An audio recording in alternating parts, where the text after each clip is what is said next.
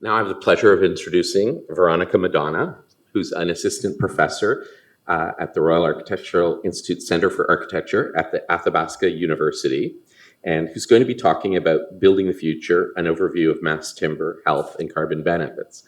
I met Veronica because she worked on the design of Limberlost Place, and so we know each other from visiting the forests of Quebec and British Columbia to the early days of working through the challenges in creating this incredible building.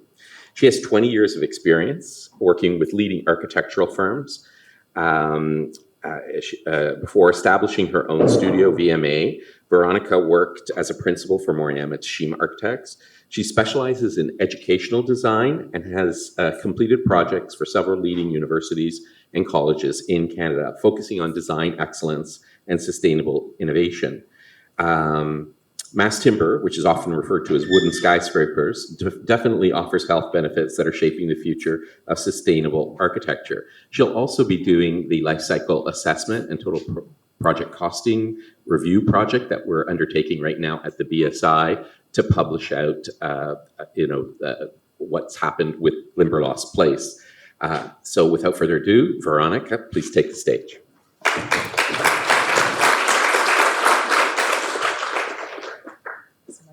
Thank you, Luigi, and thank you, the Brookfield Sustainability Institute, George Brown College, Rother Blast, and for all of you for joining us here this morning. I know it's early, so I really appreciate you coming out. As Luigi mentioned, my name is Veronica Madonna. I'm an architect. I'm licensed here in Ontario as well as Manitoba. And I'm also an assistant professor at the Center for Architecture at Athabasca University. Where Athabasca is actually a real place. It's in northern Alberta, but we are a virtual university and we focus on delivering education to students across Canada.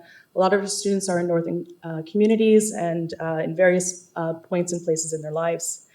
As Luigi mentioned, I'm also the founder of Studio VMA, which is an architectural practice I started to applying research towards forming a symbiotic relationship between people, land, and buildings, which is a critical discussion that we're having here today. And so today I want to share some of the research we've been doing in terms of regenerative design, looking at mass timber, and how really the whole kind of holistic view of thinking about sustainability moving forward, using mass timber, thinking about health, carbon, and ultimately developing business cases to help achieve our dreams in this area. So as we know, climate change is a crisis of our time, and it's fundamentally linked to our economic, social, cultural, and environmental systems. And so, climate change, biodiversity, loss of resource scarcity, it calls for an urgent rethinking of the way that we are designing and developing the environment. So regenerative design calls for designers, planners, engineers to really think about societal resiliency and planetary health, and to think about the regeneration of our ecological systems and how our built environment really impacts that. So, the hope that we all have is for a regenerative future amidst the climate emergency. And so regenerative is really a methodology of development that seeks to build a restorative relationship with nature to create inclusive well-being, health, and happiness for people who use our buildings, and for people today, and also for people in the future. So our approach to date, as we're trying to discover our kind of way through this, is to become less bad. And so we need to now start thinking about becoming good. And so how do we actually move from a neutral kind of standpoint of talking about sustainability and thinking about positive reactions, regenerative reactions, to thinking about restoring the critical systems that we have damaged? So, in regenerative principles, there are many kind of principles that you can adapt in your buildings, but, in this sense, when we're thinking about materiality, thinking about mass timber, we're talking about materials that capture more carbon than they consume. We're talking about designs that actively balance biodiversity in our buildings, components with full circularity, thinking about all stages of that material, as well as buildings that clean water and utilize waste. And this is really the concepts about circularity and and regenerative. So in my architectural practice, we've recognized a need to apply research to catalyze change. And so, really for the purpose of driving innovation for future buildings. So a lot of our work kind of bridges into a lot of different areas. We do a lot of research work, which I bridge into my academic positions. We do buildings, feasibility studies. We also look at whole life assessments on buildings, thinking about embodied carbon, operational carbon, and life cycle cost assessments. So our mission really is to empower architecture to serve as a catalyst for regenerative transformation. And so we are asking some big questions, and we're finding that a lot of clients are asking these questions as well. So we need to respond to them. How can we better create healthier buildings? And so this is a case study that we developed with my colleagues at Athabasca University. We found that there was a need to develop more tangible examples of regenerative design. This building was designed with a beautiful mass timber structure, thinking about passive techniques, thinking about placement of site, interaction to its natural environment. And it really is becoming a case study for how do we design regeneratively. And we're presenting this next week, actually, at a conference in Italy, which is, shame I have to go there, but but the conference is an international conference on sustainability and energy in buildings. How do building materials and methodologies advance or hinder our sustainability objectives? And this is kind of the first questions that we're asked when we start a project. And so we found the need that we needed to have more tangible case studies about comparative analysis. This is a comparative analysis that we did on a building. It was a simple commercial building, but we looked at various structural systems, mass timber, concrete, steel. We ran operational energy models, we run embodied carbon models, and we have a tangible research paper that is available for all to use as a resource. This was published last year and presented at an academic conference. How can we drive forward-thinking solutions and leverage research to fuel innovation? And so this was a guide that I had the pleasure of being involved in, the Canadian Guide to Mid-Rise Wood Construction that was developed by the Ontario Woodworks and Canadian Wood Council. This really was developed with a number of amazing and talented people in the industry and was really the brainchild of Stephen Street, who had this vision of recognizing the need to develop a comprehensive and illustrative guide to developing wood buildings. And so this is available on their website for resourcing. And so this is where I really wanted to kind of talk about is how do we best achieve stakeholder buy-in? And so today I wanted to walk you through two case studies that we recently completed that our clients actually came asking this very same question. How do we achieve stakeholder buy-in with all of these kind of principles at hand? So the first is a study for the Toronto District School Board. They had come to us asking, we want to build a mass timber building, we want it to be low carbon, but we need a business case. So can you demonstrate the benefits of mass timber so that we can build our first mass timber primary school in Ontario? And the second is a feasibility study we're just completing for the Thunder Bay Community Economic Development Commission and CRIBE. It was funded by CRIBE, and it's looking at the benefits of workforce communities. And so regionally, both of these projects are very different, but the clients came asking those same questions. How do we build healthier?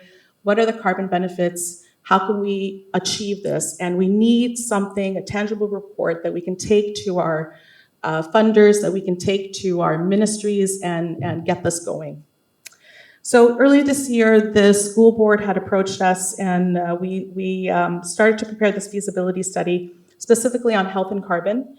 And the study was done with an amazing team. Element 5 was on our team providing structural support, mass timber support. Stephen Street from the Ontario Woodworks was bringing his years of experience in mass timber design. Crossing Engineering was working with us on mechanical and sustainability design, and Hanscom did a full capital budget as well as a life cycle cost analysis to kind of really complete the feasibility study. And so really this became a catalyst for their first mass timber primary school, which is actually poised to be starting the process of design and construction soon. So the study looked at two building types. It was a mass timber building, and we did a comparative analysis to their current building methodologies using masonry block, which is how they build primary schools, these little masonry block bunkers, and hollow core concrete slabs. And so we wanted to look at a couple of different things: health, carbon, speed of construction. We were looking at the life cycle costing and all of that. So to start the conversation, we started the conversation on the health benefits, and we rooted the discussion in the concepts of biophilic design and the impact on people's health. So biophilia literally means the love of nature and living things. And biophilic design states that humans have this natural and desire to connect with nature, and it has a significant impact on us. It reduces blood pressure, it reduces stress, it increases productivity and creativity. And so the school board wanted to have this for the people who work in the buildings and for the children who are studying in the buildings. And as Canadians, we spend 90% of our time indoors. So having healthy indoor environments is really critical to our health. Now more than ever, we're seeing that young people are really reacting or having heightened levels of anxiety, of depression. McGill University recently came out with a study saying that they're finding extreme levels of anxiety, depression, and amongst their students, their post-secondary students, and these symptoms are starting at a very young age. And an interesting study that I came across was a study done at the Green Street Academy school, which was a primary school. And what they did is they had two classrooms: a regular classroom, standard finishes, drywall, what you would see normally. And they had a second classroom, one with natural materials, using wood, biomorphic forms, dynamic lighting, really kind of aspects of biophilic design. And what they found was that the students who were in the biophilic classroom, they over time had reduced heart rates. They were calmer, they were being able to calm down quicker. But what they also found is that over time, they were testing higher on their test scores. So they would start off good, and then the more months that they spent in this classroom, they were getting better and better. So this is kind of tangible proof that the ideas of biophilic design are really impactful. Also has many other benefits. People call in sick, they call less in sick when they work in these natural environments. Construction workers of mass timber buildings have reported that they are happier, they feel more productive, they feel more safe on those sites, and it's being used more commonly in health and wellness centers to promote healing. So carbon emissions, we've talked a lot about this already. I believe 40% of overall carbon emissions globally is due to the buildings, and concrete, steel alone make up 8% of that. So we need to kind of think about our materials as we're talking about increased population, needing more housing for people, we need more buildings, and we need to talk about materiality. As we know, wood has this amazing ability to store carbon, and I think, as Luigi mentioned, we're rediscovering all the positive benefits that it has. But beyond that, world organizations are adopting accelerated measures to reach zero carbon. And they're saying 2050 is actually a little too late. We have to go to 2040. And we're starting to see carbon tax being implemented. So this is going to have an economic impact on your buildings, on the operations of your buildings. And we're seeing countries around the world like Denmark, Finland, France, Sweden, Netherlands, they're all requiring reporting of embodied carbon when you submit for new buildings. So to start the design of the school board, we really started in an integrated design process. We felt that was really important because our key goal was to demonstrate all the benefits, but we needed to come in cost competitive. If we didn't come in cost competitive, the school board wouldn't go for it. So we started in this very kind of close discussion with all of the team, and we asked, how do we optimize the systems? How can we speed up construction? How do we reduce risk and think about long-term flexibility? And so these are the key goals and values that we set for the project that we based all our decisions on. Enriching environments, encouraging health, addressing climate change, building upon Canadian traditions and values, which I think is quite important, and being cost-effective and functional.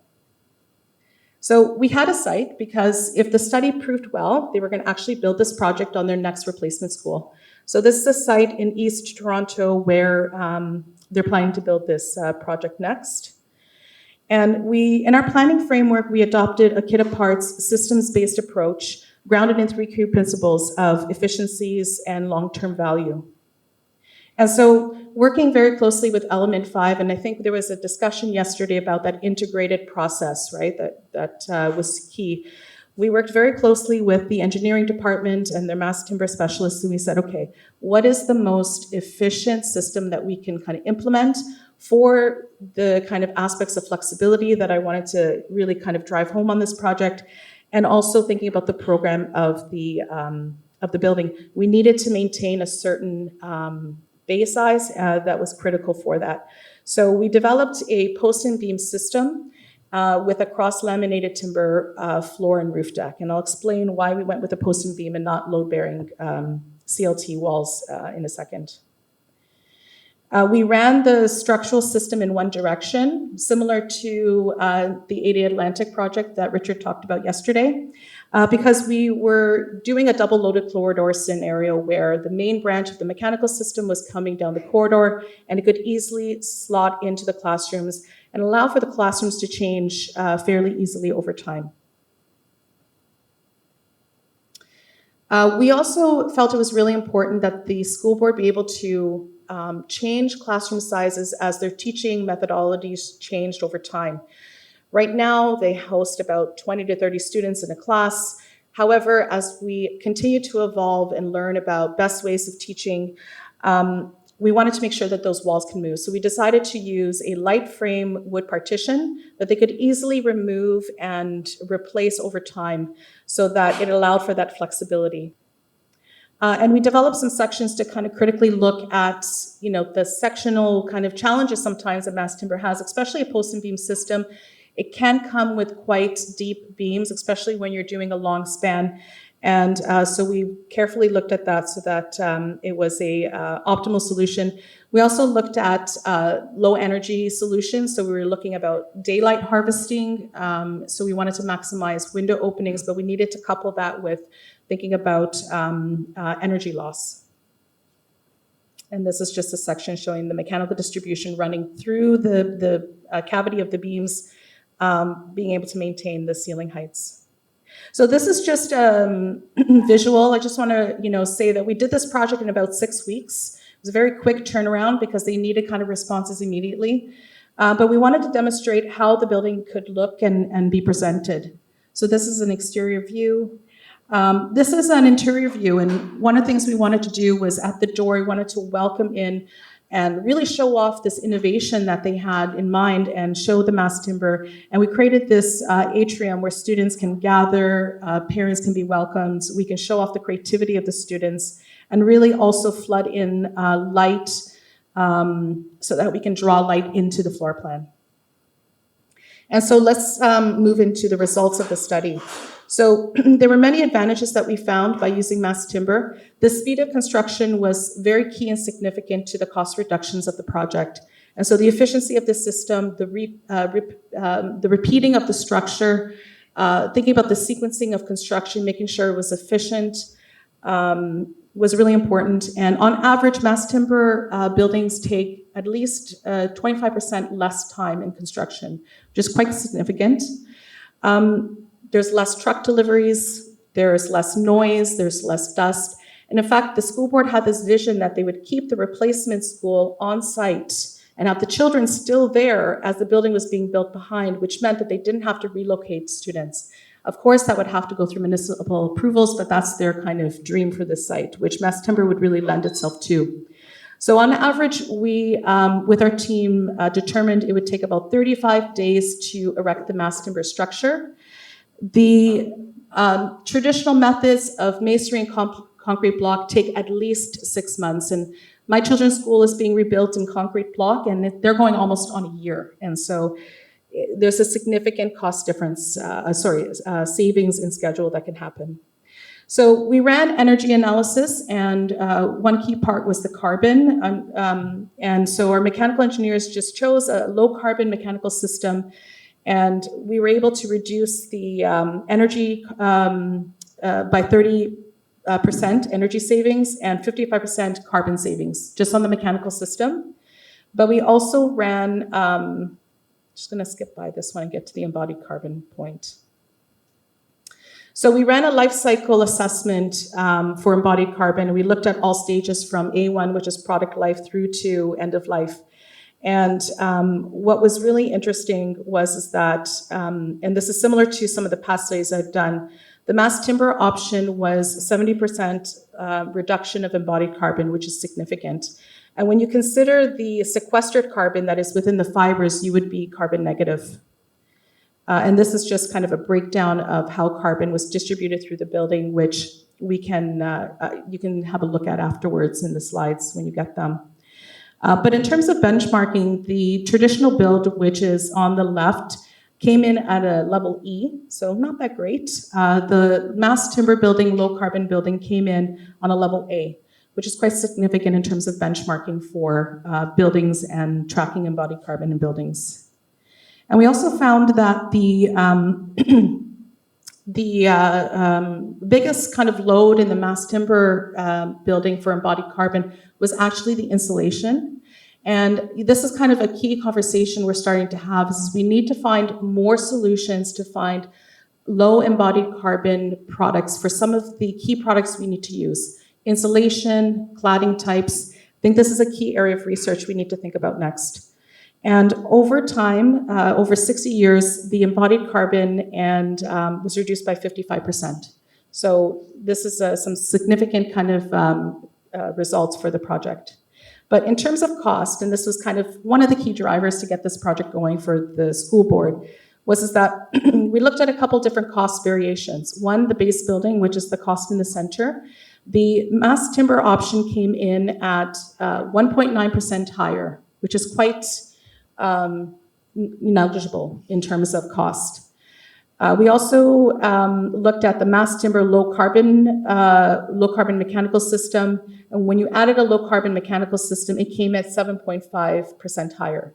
So then we started to look at the life cycle cost assessment over a 60-year period, and this takes into account operations and maintenance and a number of other things that a building goes through.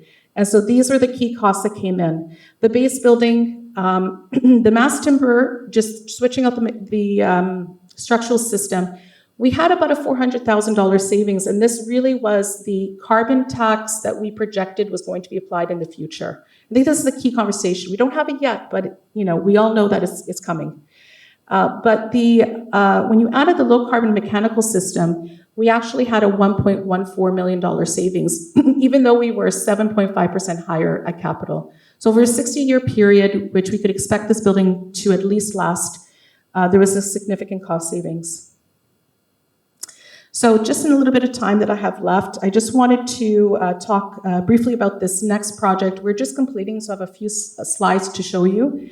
The Thunder Bay Community Economic Development Commission had come to us, and they had asked us to look at mass timber workforce housing and for Northwestern Ontario. And again, this project we did with a great team, Element 5, Introba, Hanscombe was on our team again, and the Ontario Woodworks. And the study looked at 3D volumetric modular mass timber buildings for mining sites and work for housing that is expected to boom in the future 10 to 15 years. So this is a map showing all the current kind of operations and all the projected operations. And the northwest of Ontario is poised to have an imminent surge of exploration and processing of minerals. And so one of the objectives of the study was, how do we kind of think about the coupling of bioeconomy? How do we provide better housing for people who are working in these camps? How do we reduce carbon? How do we provide better long-term values? But there was a lot of challenges because these were northern remote communities. And so our key core principles that we set up again from the very beginning, very similar to the school board project, we wanted to enrich the environments, encourage wellness, which is key in terms of retention for people who work in these communities, address climate change, think about cost effectiveness, Think about durability and long-term value was key, and strengthening Canada's bioeconomy and using wood coupled with mineral minings. So this is an image of camps as most stand today. They bring these prefabricated buildings, typically cladded in vinyl. Inside is cladded in vinyl, and they bring them to site and they kind of position them in this kind of way. And so, mining camps in Canada are facing several challenges, both in terms of the remote location and isolated areas. It makes it very difficult to construct buildings on site. And there's very difficult access to materials and labor, which is a key challenge. The harsh weather conditions also kind of shorten the construction period on site that you have. Workforce accommodations, people don't want to stay here long term. They kind of just, they have a hard time working long term in these communities. Mental health and well-being is connected, work-life balance, and ultimately there's labor shortages because of that. So mass timber and volumetric modular, which is what we studied in this project, had many advantages in terms of climate mitigation, health, wellness. Okay, sorry, skipping a couple sites there. So our site was speculative. The mining company that we were actually working with, who was interested in building these, didn't want to tell us exactly where their site was. I think it's competition. But they said northwestern Ontario, and so the study actually is kind of there for all future companies that might be thinking of this area, and also thinking about resiliency of the north, not just for workforce housing. So a couple of things we had to deal with. Remote locations, the roads getting to these might often be very limited. You might be driving on logging roads, no major cities nearby, no labor nearby, maybe 3-4 hours out, so no access to materials and labor at the actual site. So very quickly, we determined that on-site construction was not possible. We even looked at 2D elemental fabrication, where you're building the columns and panels in a shop and bringing them, assembling on site. But even that was challenging because you needed labor there for a certain amount of time and there was no accommodations. So the strategy was modular construction. The elements would be built completely off-site. The buildings would be completely finished, plug-and-play solution that they would drive to site and just connect. And so this was kind of how they work those existing buildings that they use, and so they wanted a version in mass timber. The program breakdown, what I thought was very interesting was is predominantly living quarters for the workers, and when they construct a mine, they're probably at about 250 people for the first 2 to 5 years as they're building the mine. But then when they move into operation, they come down to about half of that. So half of the buildings that we provide actually would be beneficial if they could just move out and reuse. So this idea of scalability of the site was really important, and being able to move the building again and again over time was important to its long-term durability and use. It was kind of interesting. The company that we were working with had said, if you can give us a porch where the people can go outside and just hang out, that would be a game changer. So it's kind of interesting. Something simple as an outdoor porch was a game changer. But it was kind of an interesting challenge because the spaces were so kind of compact that to add another door, add another entrance to a porch was kind of actually difficult because they wanted to link everything through an Arctic corridor, which for much of the year they would be traveling through because of the cold weather. They also had a variety of other buildings, dining halls, kitchens, that we also designed in modular. One of the key things we wanted to do here, and they're not doing in the current buildings that they're providing, is that we wanted to hit high level of energy targets. Right now, the Ontario Building Code does not require for temporary workforce housing any type of energy performance. And so we actually said, well, we want to meet it. We want to meet the climatic zone. We want to be able to provide very high R values, R50 for walls, R60 for roofs, and R45 for the underneath of the building, because these are kind of freestanding little structures. So adding that insulation was actually a challenge because insulation, as I mentioned, is a high embodied carbon component, especially if you're using high performance insulation. And so I was really kind of curious in how the embodied carbon results would come in, because I was afraid it was going to throw us right off the roof because we don't have enough solutions for insulation. We looked into wood fiber, we looked into sheep's wool insulation, other bio-based materials, but we just could not get the performance for what we needed in this climate area. And we could not use it on an outboard situation, which we wanted to do so we can expose mass timber on the inside. And of course, it has higher performance when it's outboard. So we developed a kit of parts that they could kind of pick and choose and use for different types of buildings. And they would kind of lay up in a very modular solution, and they could disattach from each other and move when they needed to. The sequencing that we imagined is that the CLT would be fabricated perhaps in Element 5 site. They would bring to site billets. They would have a factory in one of the major cities. Thunder Bay was kind of destined as the hub. The people of the area would work the CLT, perhaps CNC it with the connections and cut it to size, develop and build the modules. They would ship them to site by truck, and then they could deassemble them and ship them around to different sites as needed. So this is long-term value where they could use it for maybe another site, or they could sell it to another site. So one of the key considerations we had was thinking about the transportation logistics. This was key. We needed to kind of figure out what is the box we're working with, what is the framework, because these volumes are going to be moving through very tight roads and stuff. So we worked with a couple of different people in the industry that are actually moving buildings, and we came up with a general framework, and we designed the building very simply on purpose. A CLT, one slab floor, one slab roof, and then walls in CLT. The interior partitions are lightweight frame, mostly because we really wanted to create an acoustic separation between the units. And then we wrapped it with a high-performing envelope system, and we thought about how do we actually connect these buildings. And so we created a plug-and-play scenario where a number of these modules would be connected together.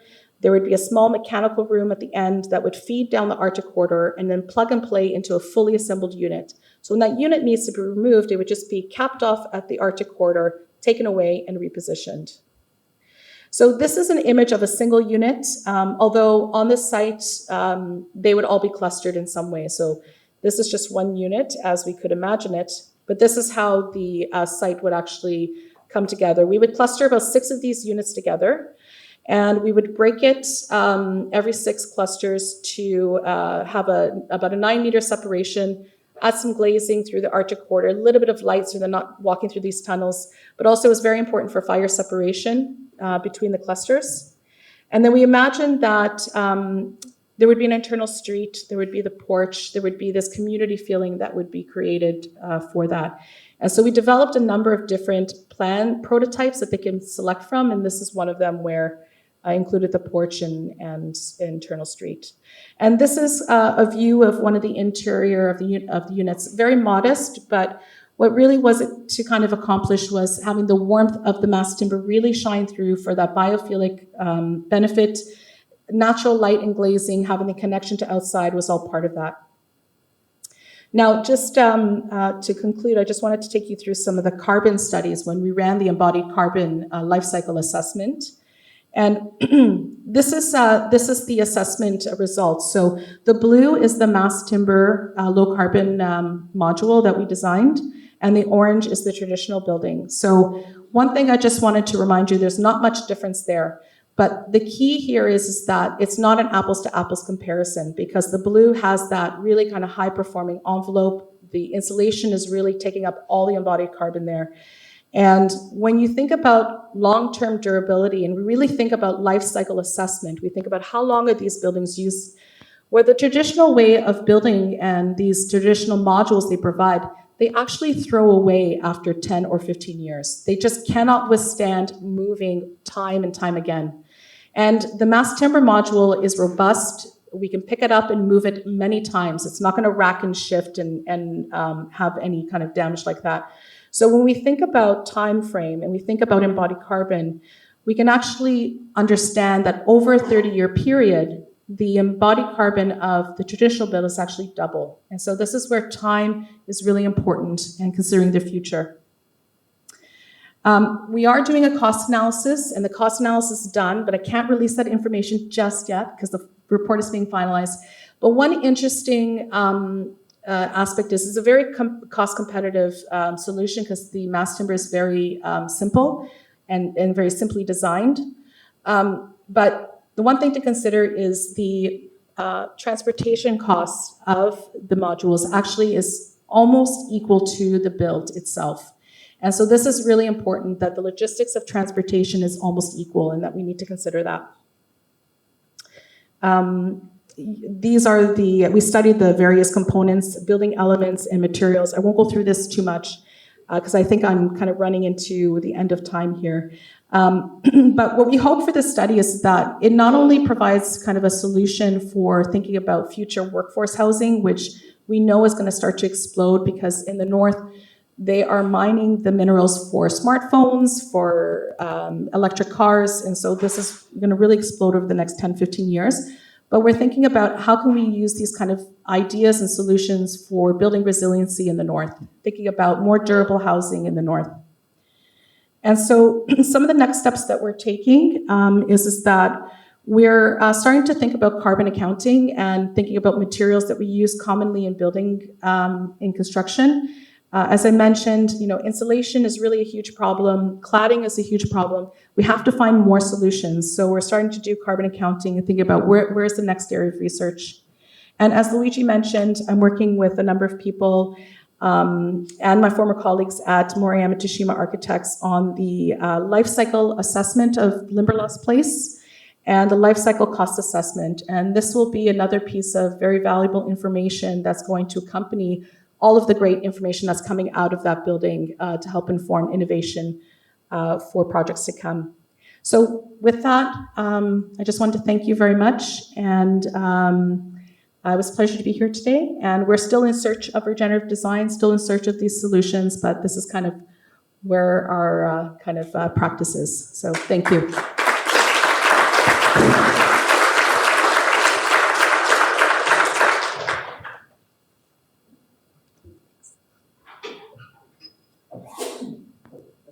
Thanks, Veronica. So now we have time for a few questions from the audience. If there's any questions that someone has, please feel free to raise your hand and we can get a microphone to you.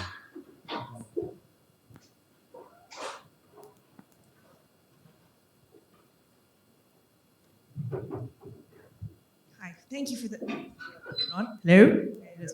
Thank you for the talk. I've done a lot of work up north, and I'm wondering why you didn't consider Gutex or something like that for the insulation on the projects. Sorry, I missed that. Gutex, the wood fiber wax. Can you not use that in that situation? Yeah, I think we looked into some wood fiber and Gutex, and we need to kind of do some more studies of that. One of the things was that with this solution, we were looking at outboard insulation. Mm-hmm. So the insulation had to withstand getting wet. We actually wanted to also consider that the forest fires that are happening are quite relevant. So we kind of chose an insulation that was fire resistant as well for this particular reason. So mold, fire, and water resistant. But Gutex is something I'm looking into, and I think it's a very interesting product. Have you used it in the north already? Yeah, so that's what we've been doing is CLT houses, so a different kind of just one up. So the fire is, well, it's important, but we've been doing CLT with Gutex on the outside. Okay, I'm going to look into that, but thank you very much. Yeah. This study really was kind of like the first launching point, and there's going to be many iterations of this next. Well, you'll be definitely carbon positive. Yeah. If you use Gutex, you should look at Chris Magwood's work on that. Yeah, thank you so much for that. Yeah. Thank you.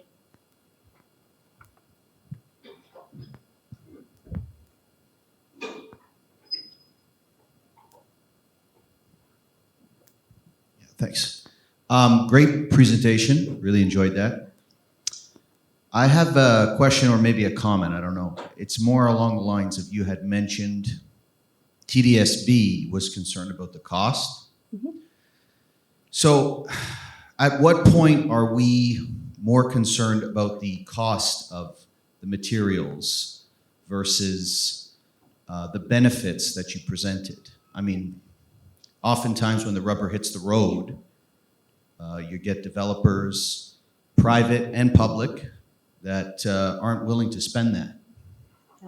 So I guess I'm curious to know your thoughts on, as an industry, what can we do to essentially convince people that there are more benefits versus what the cost actually is as a premium? Yeah, that is a really important comment and conversation, because I think it's one, especially as an architect, we always have with a client at the beginning of a project. How do we convince the client that this really is the best direction? Because, you know, not all clients are as innovative as clients like George Brown, who wanted to do an amazing mass timber, you know, low carbon building. So what, you know, I think is really critical is that we have tangible kind of information that we can present. And this is what I hope that these feasibility studies can really kind of become a workflow process in our work, right? So thinking about how do we actually run embodied carbon analysis so that we can show clients, look at the difference that we can actually have. When we actually run life cycle cost assessment, because it's absolutely true. When we think about capital cost, it's minimal in terms of overall operation cost. I was actually quite stunned when I saw that the capital cost of the school building was just under 17 million, but the life cycle cost was 250 million. That's significant over 60 years. So if you can have cost savings over the time period, it's very significant. So thinking about the future. So I think, you know, having kind of tools in your toolkit, and maybe even, you know, pulling some of these papers or pulling some of these feasibility studies and saying, look at the tangible kind of solutions that are happening here. Like, we can start to create a conversation, and we can advocate for, you know, more sustainable buildings. Okay, thank you. And you said this presentation will be made available? I believe so. And the feasibility studies will be made available. I think the TDSB one has already been kind of released. The mining one is just in its final stages, but I believe they will release that as well. And you can always reach out to me as well if you have any information you'd like.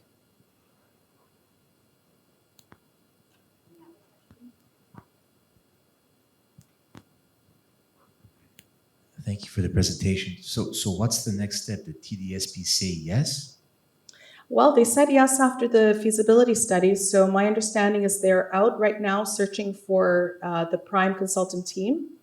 And my understanding is they're going to move forward with this. And so the feasibility was a concept proof of design, you know, and now they're going to move forward to moving it into design and the next steps. Great news. Thank you. Yeah.